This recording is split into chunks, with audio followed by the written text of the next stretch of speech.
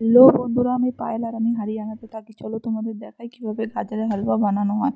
প্রথমে গাজরটাকে ধুয়ে কেটে নেওয়ার পর ভালো মতন কুচিয়ে নাও। কুচিয়ে নেওয়ার পর গ্যাসের উপরে কড়াই রেখে ও অল্প একটু ঘি দিয়ে আর গাজর কুচানোটা ভালো মতন দিয়ে কিছুক্ষণ নাড়িয়ে চাড়িয়ে ভালো মতন ভেজে নাও। তারপরে 20 থেকে 30 মিনিটের মতন গ্যাস কমিয়ে ধীরে ধীরে করে ভাজো, যতক্ষণ জলটা একদম শুকিয়ে না যায়। তারপরে ওটার ভিতরে দুধ দিয়ে দুধটাকেও মিনিমাম আধা থেকে 1 ঘন্টার মতন ভালো মতন গ্যাস কমিয়ে ধীরে ধীরে করে নাড়িয়ে চাড়িয়ে নাও।